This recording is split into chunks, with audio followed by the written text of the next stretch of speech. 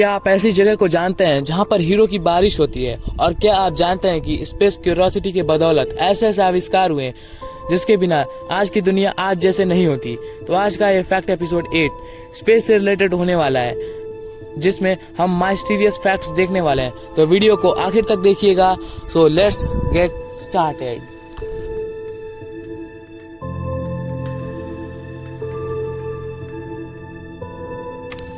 Fact number 15, अगर हम पृथ्वी पर अपना पाँव यानी कि फुट रखते हैं तो फुटप्रिंट बन जाता है, जो कि कुछ समय बाद खत्म हो जाता है। मगर चंद्रमा यानी कि मून पे अगर हम अपना पाँव रखते हैं तो हमारा फुटप्रिंट कभी नहीं मिटता है, वो वैसा का वैसा ही रहता है, क्योंकि मून के पास कोई एटमॉस्फेयर नहीं होता। और सिंपल सी बात है, अगर एटमॉस्फेयर नहीं तो हवा कैसे, और हवा नहीं तो फुटप्रिंट कैसे मिटेगा? अगर ऐसे देखा जाए तो नील आर्मस्ट्रॉन्ग और बज एल्ड्रिन के फुटप्रिंट्स अब तक मून पे होंगे और आगे के मिलियंस ऑफ ईयर्स तक रहेंगे।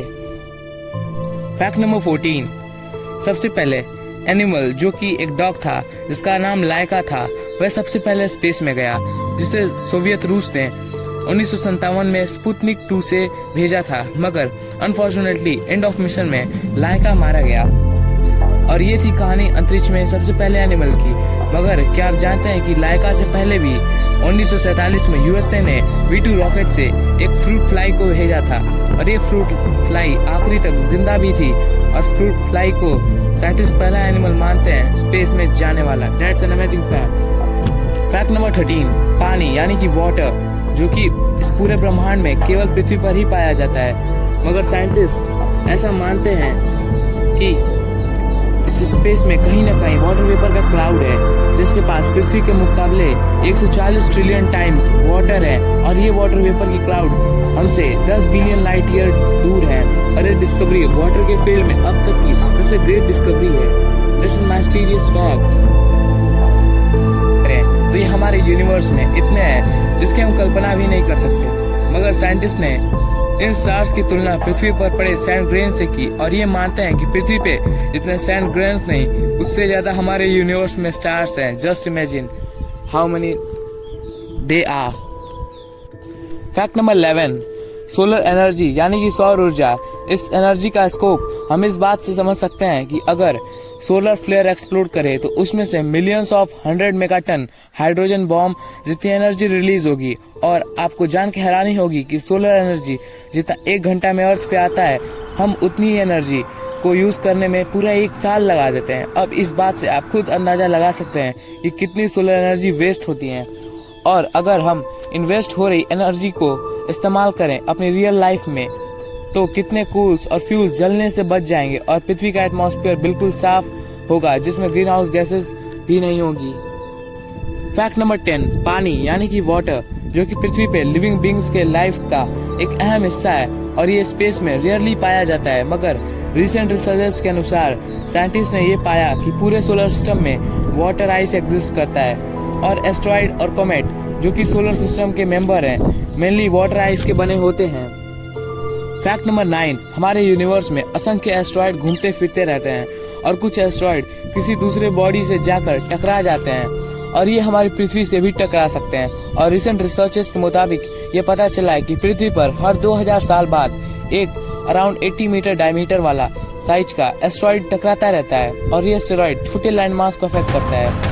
मगर कुछ एस्ट्रॉइड ऐसे जो अगर पृथ्वी पे टकरा जाए तो एक ह्यूज लैंडमास को अफेक्ट करेंगे। तो हमारे ब्रह्मांड का अब तक का डिटेक्ट किया हुआ सबसे बड़ा एस्ट्रॉइड सेरेस है। जी हाँ, सेरेस। इसका डायमीटर कुल 950 किलोमीटर है। Just imagine. और यदि ये भारत के किसी हिस्से पर गिरा तो पूरा आधा भारत तबाह हो सकता है।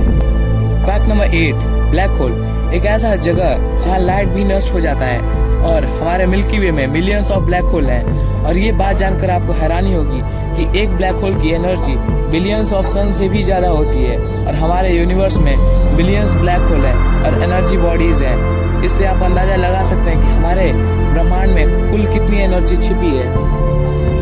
फैक्ट नंबर 7, हमारे पृथ्वी पे एक दिन की वैल्यू 24 घंटे के बराबर होती है, मगर वीनस यानी कि शुक्र पे एक दिन की वैल्यू 1 साल के बराबर होती है।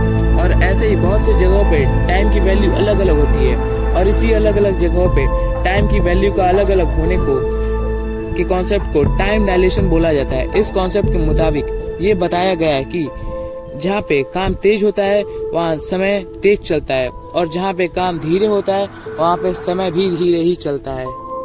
फैक्ट नंबर 6, एक एस्टिमेट के दौरान नासा ने ये बताया कि अगर कोई एस्ट्रोनॉट स्पेस में 1 वीक तक रहे तो उसके लाइफ साइकिल में जिंदा रहने का 1 दिन कट जाता है, क्योंकि स्पेस से डिफरेंट टाइप्स के कॉस्मिक रेडिएशन आते रहते हैं जो एस्ट्रोनॉट्स के डीएनए को हार्म करते हैं, और इन्हीं कॉस्मिक रेडिएशन के कारण कोई भी स्पेस इंस्ट्रूमेंट एक लंबे समय तक टिक नहीं सकता, वो खराब हो जाता है। इसीलिए कहा गया है कि जो चीज अनोखी होती है वो जानलेवा भी हो सकती है। फैक्ट नंबर 5, सन यानी कि सूर्य, जो कि हमारे सोलर सिस्टम का एक अभिन्न अंग है, ये हमारे सोलर सिस्टम का कुल 99% वजन कैरी करता है, और बाकी का 1% सारे प्लैनेट्स और एस्ट्रॉइड करते हैं। फैक्ट नंबर 4, स्पेस में ऐसे अमेजिंग क्वालिटीज हैं जिसे जानकर आपके होश उड़ जाएंगे। अगर आप स्पेस में 2 सिमिलर क्वालिटी वाले मेटल्स को टच कराओगे तो वे बॉन्ड बना लेंगे और हमेशा के लिए चिपक जाएंगे, और इसी फैक्ट को साइंटिस्ट कोल्ड वेल्डिंग कहते हैं। 2 सिमिलर क्वालिटी के मेटल्स ऐसे बॉन्ड इसलिए बनाते हैं क्योंकि उन सब के एटॉम करीब एक जैसे ही होते हैं, और ये एक दूसरे के साथ लंप कर जाते हैं और चिपक जाते हैं। Fact number 3, we are all made up of stars, यानी कि हम सभी तारों से बने हैं। अब इस स्टेटमेंट को सुनकर आपके मन में पक्का ये डाउट आएगा कि हम तारे से कैसे बन सकते हैं। इसका जवाब है कि जब बिग बैंग द्वारा ब्रह्मांड की उत्पत्ति हुई तो सब एटॉमिक पार्टिकल्स मिलकर एक प्रोटॉन और एक न्यूट्रॉन बने, जिसे हम हाइड्रोजन कहें। फिर समय के साथ सारे फिजिकल फीचर्स बनते गए और एटॉम्स की मदद से एलिमेंट्स भी बनते गए। फिर स्टार्स आए जिनका केमिकल प्रॉपर्टी आज के मानव शरीर की केमिकल प्रॉपर्टी जैसा ही था, और यदि मानव शरीर की केमिकल प्रॉपर्टी की बात करें तो इनमें 65% oxygen, 18.5% carbon, 9.5% hydrogen, 3.2% nitrogen, 1.5% calcium, 1% phosphorus, 0.4% potassium, 0.3% sulphur, 0.2% chlorine, 0.2% sodium और 0.% मैग्नीशियम, आयोडीन, आयरन और अन्य हैं। अगर ये केमिकल्स कंपोजिशन स्टार्स के अंदर मौजूद रहती हैं तो इस तरीके से we are all made up of stars. Fact number 2, हमारे रियल वर्ल्ड लाइफ में कुछ ऐसी टेक्नोलॉजीज हैं और कुछ ऐसे इंस्ट्रूमेंट हैं जो कि स्पेस में बढ़ती हुई क्यूरियोसिटी के कारण मौजूद हैं। तो चलिए देखते हैं वो 4 इन्वेंशंस, अगर वो ना होते तो आज की दुनिया आज जैसी न होती। Number 1, wireless technology, wifi. जब स्पेस सैटेलाइट्स के रेडियो टेलीस्कोप से सिग्नल हाई अमाउंट में एनालाइज करने की जरूरत पड़ी, साइंटिस्ट ने 1970 में वायरलेस टेक्नोलॉजी यानी कि वाईफाई का इन्वेंशन किया, और आज की इतनी सुपर फास्ट इंटरनेट स्पीड इसी की बदौलत है।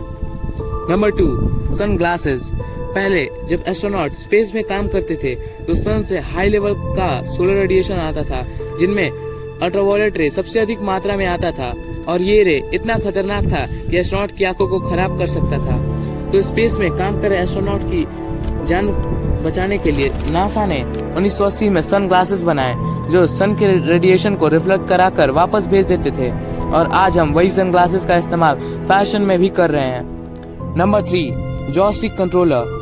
जब नासा ने चंद्रमा पे अपोलो मिशन द्वारा लूनर रोवर भेजना चाहा तो रोवर को कंट्रोल करने के लिए प्रॉब्लम आने लगी।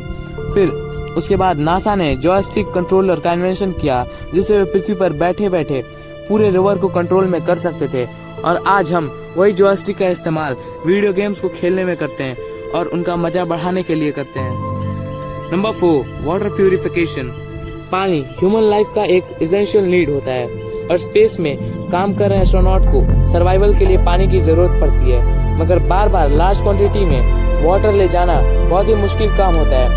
तो इस समस्या के समाधान के लिए नासा ने वाटर फिल्ट्रेशन टेक्नोलॉजी बिल्ड किया, जिससे एस्ट्रोनॉट अपने द्वारा वेस्ट किए गए पानी जैसे कि स्वेट और यूराइन को प्यूरिफाई करके शुद्ध पानी बना लेते थे, और आज हम उसी टेक्नोलॉजी का इस्तेमाल अपने घरों में गंदे पानी को साफ करने में कर रहे हैं। फैक्ट नंबर 1, हीरा। नाम सुनकर ही मन में पैसों का लड्डू फूटने लगता है, लेकिन क्या आप जानते हैं कि हीरो की बारिश कहाँ होती है? प्लैनेट जुपिटर और प्लैनेट सैटर्न पे, यानी कि बुध और शनि ग्रह पे। अब इसके पीछे साइंटिफिक रीजन ये है कि वहाँ के हेलस्टोन यानी कि ओले एक स्पेशल मटेरियल के बने होते हैं जो किसी भी वस्तु पर टकराने से huge amount of heat produce करते हैं। और जब थंडरस्टॉर्म आता है तो इनका मीथेन, जिससे इन दोनों ग्रहों का एटमॉस्फेयर बना हुआ है, वो कार्बन में कन्वर्ट हो जाता है, जो नीचे जाके ग्रेफाइट में कन्वर्ट हो जाता है। और ओले पड़ते हैं तो ग्रेफाइट से टकराकर हीरे का रूप ले लेता है। तो इसी के साथ ये वीडियो खत्म हुई। वीडियो कैसी लगी कमेंट में ज़रूर बताएं। इसके साथ ही हमने हमारे चैनल को 10 मिलियन सब्सक्राइबर्स तक पहुंचाने का मिशन बनाया है। तो मेरी आपसे एक छोटी सी रिक्वेस्ट है कि हमारे चैनल को सब्सक्राइब जरूर कर दें, इससे हमें हमारे मिशन को अकम्प्लिश करने में सहायता मिले। और बने रहें हमारे चैनल पे, साथ ही रोज विजिट करें हमारे चैनल पे, क्योंकि हर दूसरे दिन वीडियोस आती रहेंगी। So please cooperate to complete our mission. Stay motivated, stay learning. See you again.